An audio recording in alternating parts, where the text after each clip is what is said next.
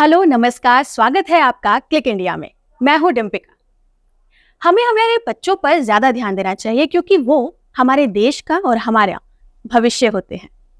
इसलिए हमें हमेशा उनको बेहतर संस्कार, बेहतर ज्ञान और एक अच्छी अपॉर्चुनिटी देनी चाहिए ताकि वो कुछ नया सीख सके। आज क्लिक इंडिया के स्पेशल इंटरव्यू में हमारे साथ एक खास मेहमान मौजूद है, मिस तुलिका सिंह। जी हाँ, जिन्होंने अपनी कंपनी अश्वत्था ट्री के तले कुछ ऐसी किताबें लिखी हैं जो बच्चों को बेहतर भविष्य, उनको बेहतर संस्कार, उनको बेहतर ज्ञान देने में बहुत सहायक है। आइए स्वागत करते हैं तुलिका सिंह जी का। मैम, आपका बहुत बहुत स्वागत है। तुलिका जी, आपने किताब लिखी है द ग्रेट गामा। ये कुश्ती पर बेस्ड एक किताब है और कुश्ती को हमेशा से एक पुरुषों का क्षेत्र माना जाता है। एक महिला होने के नाते आपको कुश्ती विषय पर लिखने का क्यों विचार आया? जी, हुआ यूँ कि मेरा जो बेटा है 8 साल का है। अभी तो 12 साल का हो गया, लेकिन जब वो 7-8 साल का होगा तब वो उसने कहीं ग्रेट गामा के बारे में पढ़ा था। और वो बड़े हर्ष से वो मुझे ये बता रहा था कि गामा पहलवान ने अपने जीवन में एक भी चैंपियनशिप हारा नहीं, वो हर कुश्ती में वो जीतते थे। तो मुझे बड़ा इंटरेस्टिंग लगा, और जब मैं उनकी जीवनी पढ़ने लगी और थोड़ा रिसर्च करने लगी तो जितना मैं पढ़ती गई इंटरेस्ट और भी बढ़ता गया। तो मैंने सोचा कि ये तो बहुत ही अच्छी चीज़ है। और जब भी हम रोज़मर्रा के जब हम छोटे भी थे तो लोग ऐसे मजाक में भी कहते थे अपने आप को गामा पहलवान समझ रहे हो। तो तब मुझे नहीं पता था कि ये इतनी बड़ी हस्ती हैं और कि शायद किसी दिन हम इनके बारे में पढ़ेंगे और लिखेंगे। तो ये ऐसे ही शुरुआत हुई थी इस कहानी की। तो मैं चाहूंगी कि आप हमारे दर्शकों को बताएं कि आपकी इस किताब में आपने किन घटनाओं पर या गामा की ही किन स्टोरी पर प्रकाश डाला है। ये बहुत सुंदर कथा है गामा पहलवान की, और हम सबको पढ़ना चाहिए ये। और कहा जाता है कि कोई भी जो मनुष्य का जो संस्कार होता है उसकी नींव उनके पेरेंट्स रखते हैं, उनके माता पिता रखते हैं। तो गामा पहलवान जो थे, उनके पिताजी जो थे अजीज़ बख्श, वो पार्टीशन के समय इंडिया आए थे। और उस समय जब बहुत ज़्यादा नेचुरली हालत जो है बहुत अच्छी नहीं थी। कहा जाता है कि किस तरह से उन्होंने जब उनके पास कुछ भी नहीं था तो किस तरह से कुश्ती के बल पे उन्होंने अपनी पूरे नए जीवन को तैयार किया। और छोटा गामा जब सिर्फ 6 साल का था तभी उनके पिताजी का देहांत हो गया। और फिर किस तरह से वो अलग अलग घरों में, कभी अपने नाना के पास, कभी अपने चाचा के पास रहे, और किस तरह से उन लोगों से उनको संस्कार मिलते रहे। और उन्होंने कुश्ती कभी भी छोड़ी नहीं, कितने भी पैसे आए, कितने अवार्ड्स मिले उन्हें, लेकिन वो किस तरह से हर समय वो लगे रहे। तो एक ये तथ्य बच्चों को बताना कि रेजिलियंस किसी चीज़ में, कि हम हार गए या हम गरीब हैं या हमारे पास नहीं है तो हम बहुत जल्दी हार मान जाते हैं। तो ये एक बहुत इंपॉर्टेंट तथ्य था इस कहानी में गामा पहलवान के बारे में। और दूसरा कि बहुत छोटे से ही उन्होंने कुश्ती में बड़ी बहुत ही मेहनत की। कहा जाता था महाराज दतिया का जो राज्य था, वहाँ पे उस समय के महाराज जो लोग थे, सारे लोग, वो लोग कुश्ती को पैट्रोनेज की तरह से वो इंजॉय करते थे, खेल कूद को वो बड़ा बढ़ावा देते थे। तो उस समय एक एक महाराज के यहाँ पे मतलब 50 ऐसे कुश्ती करने वाले पहलवान रहते थे। तो उन्हीं पहलवानों में एक गामा पहलवान के जो पिताजी थे वो भी दतिया महाराज के यहाँ काम करते थे। और एक बार जो छोटा गामा था, जब वो सिर्फ 10 या 11 साल के थे, तो वहाँ पे दंड बैठक जो होती है ना, ऐसे उठक बैठक जो होती है, उसका एक कंपटीशन हुआ। तो कहा जाता है कि वहाँ पे 300 ऐसे कुश्ती करने वाले पहलवान पूरे देश भर से पहुंचे थे। और काउंटिंग शुरू हुई है, 1 2 3, कहा जाता है कि 5000 तक बहुत बड़े बड़े, मतलब लास्ट के सिर्फ 10-11 बचे हुए थे। और ये छोटा सा बालक वो अभी भी दंड बैठक किए जा रहा था। तो महाराज दतिया ने जो महाराज जो थे उन्होंने कहा कि भाई ये बच्चा तो अपने आप में ही चैंपियन है, तो बस अब गेम को रोक दो, क्योंकि इससे ज्यादा कुछ नहीं है, क्योंकि ये तो लगा ही हुआ, ये तो कंटिन्यूअस ये करता ही जाएगा। तो कहा जाता है उस छोटे से बच्चे ने उस समय 5000 से भी ज्यादा दंड मारा। नेचुरली उसके 1 हफ्ते बाद, वो 1 हफ्ते तक वो बेड पे पड़े रहे, वो दूसरी बात है, बट उन्होंने बताया इस बात को। लेकिन जो इस बच्चे में जो सीखने की ललक होती है किसी बालक में, तो मुझे लगा और बच्चों को ये बताने लायक बहुत सुंदर कहानी है। आपने जितनी भी किताबें लिखी है मैम, उसमें आपने इस चीज़ पर फोकस किया है कि ये बच्चों के लिए कंटेंट जाएगा। तो गामा किस तरह से छोटे बच्चों को इंस्पायर कर सकते हैं? अरे जैसे मैंने यहीं पे आपको बताया, और इवन जैसे अभी जो आपको दंड बैठक की बात बताई, उसके बाद उनको खान पान, उनके जो खाने पीने की बात थी, तो वो शुद्ध खाते थे और खेत से जो चीज़ें, सब्जियां और ये सारी चीज़ें उगती थी, जो शुद्ध दूध होता था। तो ये भी बताने वाली चीज़ है बच्चों को कि किस तरह से हम जंक फूड से दूर रहें, और जब हम एकदम ताज़ी सी जो कहता है जैसा जैसा अन्न है वैसा मन है, और वैसा ही शरीर बनता है। तो मतलब वो ज़्यादा घी, मतलब चिकन खाते थे, मीट खाते थे, मटन खाते थे, यखनी खाते थे, खूब घी खाते थे, खूब 10-10 लीटर दूध पीते थे। तो ऐसा उनका जब आप पढ़ेंगे तो मतलब मज़ा भी आता है कि इतना कोई कैसे खा सकता है। बट पहलवान है, उनको इतनी एनर्जी की ज़रूरत होती है, उनका शरीर तगड़ा होता है। तो बच्चों को ये भी बताना कि ज़्यादा खाना बुरी बात नहीं है अगर अच्छा खाना खा रहे हो तो, लेकिन जंक फूड आप ज़्यादा खा रहे हो तो वो आपके शरीर को नुकसान भी पहुंचा रहा है। तो ये सब छोटे छोटे जो मैसेजेस हैं, बिना उसको बहुत ही आउटराइटली ये बताना कि आप ये मत खाओ, कोल्ड ड्रिंक मत खाओ, आप पीना है तो भाई दूध पियो, लस्सी पियो, मट्ठा पियो, तो आप बच्चे को बिना डायरेक्टली बताए हुए कहानी के थ्रू बता रहे हो, तो ये आई थिंक मुझे लगता है कि एक अच्छा तरीका है। आपने ये बात बहुत अच्छे से मेंशन की है कि खाना पीना, कुश्ती जो है वो दूध दही खाने में और अच्छा खाने के लिए जानी जाती है कि बहुत खाते हैं, और कहीं ना कहीं हम देखें तो आज का युवा जो है वो नशे की तरफ बढ़ रहा है। तो क्या कुश्ती जो है वो कहीं ना कहीं नशे से लोगों को दूर ले जा सकती है और बेहतर तरीके से युवाओं को आगे प्रोत्साहित कर सकती है? जी, हमारा देश तो जाना ही जाता है गंगा जमुना सभ्यता के लिए। और जब पुराने समय में जब जो गांव होता था, चौपाल लगती थी सुबह सुबह, जब ब्रह्म मुहूर्त के समय मुर्गा बांग देता था, तो लोग, पहलवान लोग वहाँ पे अखाड़ा तैयार करते थे, और वहाँ के जो पुरुष थे और बच्चे थे वो लोग सब कुश्ती करते थे। तो कुश्ती जो है वो अपने आप में एक बहुत ही पवित्र खेल है, क्योंकि उसको खेलने के पहले आपको अपने शरीर को हृष्ट पुष्ट रखना पड़ता है, अपने मन को पवित्र रखना पड़ता है। जो कुश्ती के पहलवान होते हैं, हनुमान जी का आशीर्वाद लेकर वो शुरू करते हैं। तो एक यूथ जो है अभी अगर अपनी एनर्जी को सकारात्मक दिशा में नहीं लेकर जा रहा है, और अगर हम खुश रहने के लिए ऐसी चीज़ों का इस्तेमाल कर रहे हैं जो जैसे अब नशे की तरफ जा रहा है, तो वो डेफिनेटली हमारे युवा वर्ग के लिए अच्छी चीज़ नहीं है।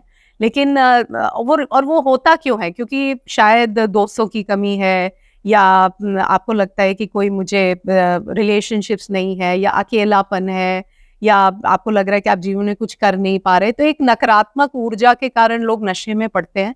लेकिन जब आप कुश्ती कर रहे हैं या आप इस तरह की कोई स्पोर्ट्स में हैं, तो आप एक एड्रेनलिन है आपके बॉडी में, आप एक स्फूर्ति महसूस करते हैं। आप एक अगर धावक ही हैं, अगर आप दौड़ भी रहे हैं या आप जिम भी कर रहे हैं, तो आप जब जिम से बाहर आते हो तो आप खुश रहते हो, एक एनर्जी है बॉडी में। तो उस एनर्जी के लिए इस तरह के जो हमारे जो पुराने इस तरह के जो स्पोर्ट्स हुआ करते थे, तो कुश्ती उसमें से एक है। आप कितने भी पुराने उसको देख लीजिए, मल्ल युद्ध और ये इस तरह के जो स्पोर्ट्स है, हमारे जो लोग हैं वो खेला करते थे। तो आई थिंक नशा जो है, डेफिनेटली इन सब चीज़ों को अगर हम अपने युवाओं में इसको और पॉपुलराइज करें, तो डेफिनेटली वो दूर रह सकते हैं इस तरह की नकारात्मक ऊर्जा से। जी, खान पान को तो ये रिप्रेजेंट करता ही है कुश्ती, ताकत को भी रिप्रेजेंट करता है, क्योंकि कहा जाता है कि कुश्ती जो लड़ते हैं उनमें ताकत इतनी होती है कि वो किसी भी समस्या का या किसी भी खतरे का सामना बहुत आसानी से कर लेते हैं। और आज के समय में भी आत्मरक्षा जो है, सेल्फ डिफेंस, वो भी बहुत ज़रूरी हो गया है। तो कुश्ती को चूज करना ज़्यादा बेहतर ऑप्शन लगता है रेदर देन किसी और तरीके से। और हम देख रहे हैं कि आजकल हर सोसाइटी में कुश्ती के थोड़े बहुत दाव पेच ना सिर्फ लड़कों को बल्कि लड़कियों को भी सिखाए जाते हैं। तो इसको आप कैसे देखते हैं? बहुत सुंदर, अच्छी बात है ये। और जैसे अगर आप पुराने हमारे ग्रंथों को भी देखिएगा, जैसे रामायण महाभारत में भी ऐसे कुश्ती और इन सब चीज़ों का उल्लेख है। रामायण में बलि और जो उनके भाई हैं उनके बीच, सुग्रीव के बीच में अच्छा खासा मल्ल युद्ध हुआ। मल्ल युद्ध मेनली मतलब इस तरह का जो कॉम्बैट होता है, ये बिना किसी इंस्ट्रूमेंट को हो रहा है। आप कोई चीज़ उठा के किसी को मार नहीं रहे, आप अपने ही हाथ को, अपने पैर को, अपने पावर को अपने टेक्निक्स को यूज कर रहे हैं। जी। तो ये बहुत ही, क्योंकि आप अगर कहीं रोड पर चल रहे हैं, एक लड़की हो या लड़का, अगर उसको कोई परेशान कर रहा है तो आपको उस समय आपके पास अगर कुछ नहीं है तो क्या है आपके पास टेक्निक है, आपके पास उस समय आपने अपने शरीर को तैयार किया है, तो आपके पास वो ताकत है कि आप उससे उसका सामना कर सकते हैं। तो एक बड़ी अच्छी चीज है। और मुझे तो ये पता नहीं था, बट मुझे बहुत खुशी हुई ये जान के कि आजकल कुछ सोसाइटीज में उन लोगों ने इस तरह से कुश्ती का दांव पे सिखाना शुरू किया है, which is quite good and very appreciated. तो तुलिका जी, जब हम लोग कुश्ती लड़ने वाले या कुश्ती के खिलाड़ियों को देखते हैं, उनकी काया थोड़ी सी अलग दिखती है। जैसे हम उनके कानों पर अगर फोकस करें तो कान कुछ टूटे हुए, कुछ कटे हुए, थोड़े से गोल आकार के हो जाते हैं, या उनका जो हम देखते हैं कि शरीर काफी भारी होता है, कुछ जगह पे चोट लगी हुई होती है। और कुछ लोगों का कहना है कि जो कुश्ती है वो जान का खतरा होती है, क्योंकि आप इसमें ऐसे दाव पेच सीखते हैं, सामने वाले को हराना है, खुद को जिताना है। तो क्या इससे जान को खतरा रहता है? जी देखिए, इस तरह के जो भी कॉम्बैट स्पोर्ट है, इंजरी तो डेफिनेटली होती है, लेकिन ये जान का खतरा, अगर आप इसको एक स्पोर्ट्स की तरह ले रहे हैं तो वहाँ पे तो भाई कोच हैं और ये सारी चीज़ें हैं। तो even if you see this kind of wrestling, ये तो ओलंपिक्स तक ये सारी स्पोर्ट्स पहुँच चुके हैं।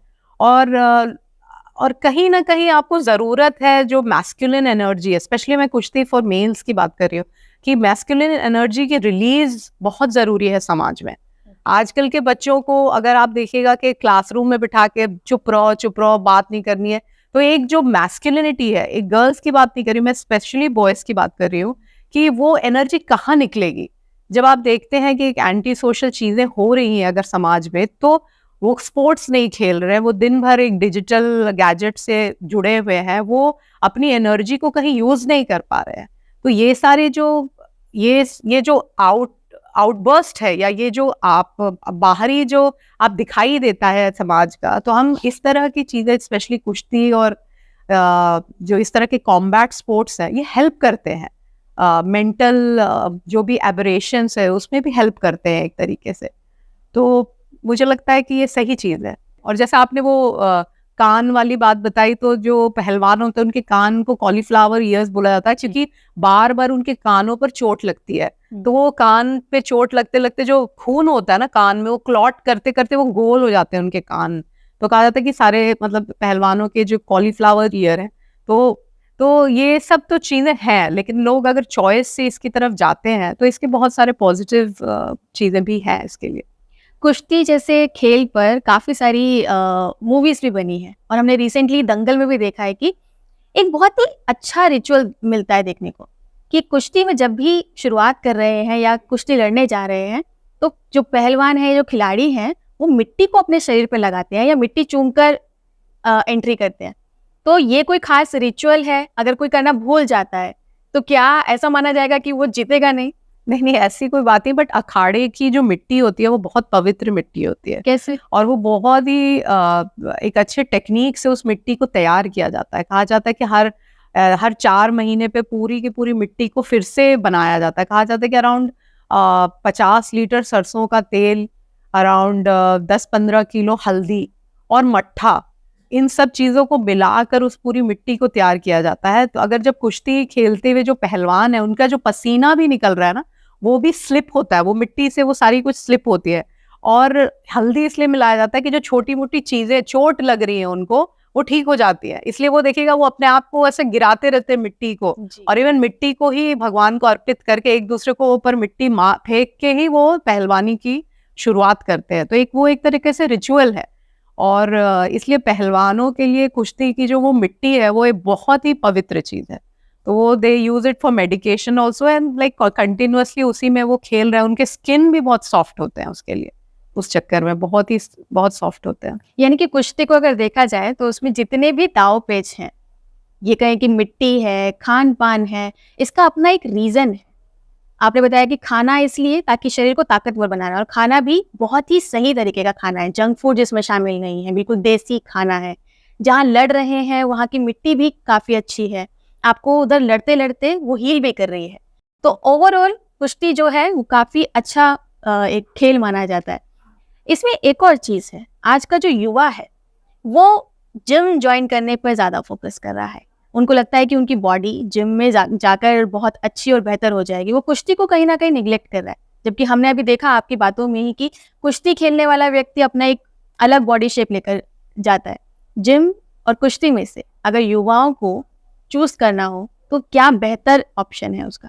जी, अभी जब ये बुक का हमने लॉन्च किया था तो वो आए थे सतपाल जी, कोच सतपाल जी आए थे और उनकी ही बात मुझे याद आ रही फिर, और वो हमें लेकर भी गए थे।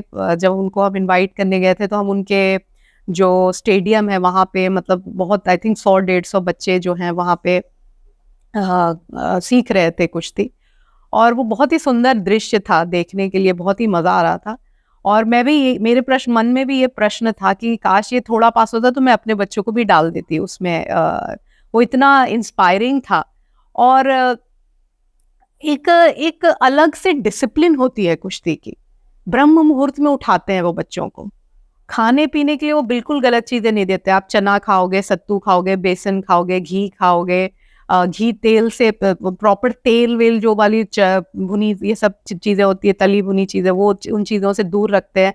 और वो एक आपके माइंड पर काम करते हैं। वो माइंड जिस तरह से एक बहुत बड़ा जहाज है ना, जैसे टाइटैनिक है, तो ऊपर में आपको सारे एक्शंस दिख रहे हैं लेकिन उसकी तैयारी नीचे होती है। मतलब वो काम नीचे हो रहा है, कोयला और ये सारे फ्यूल नीचे डाले जा रहे हैं, उसका असर आपको ऊपर दिखाई देता है। एग्जैक्टली कुश्ती जब सिखाया जाता है तो मैंने देखा कि जो वो कोच कर रहे हैं उनको मेंटल ट्रेनिंग हो रहा है।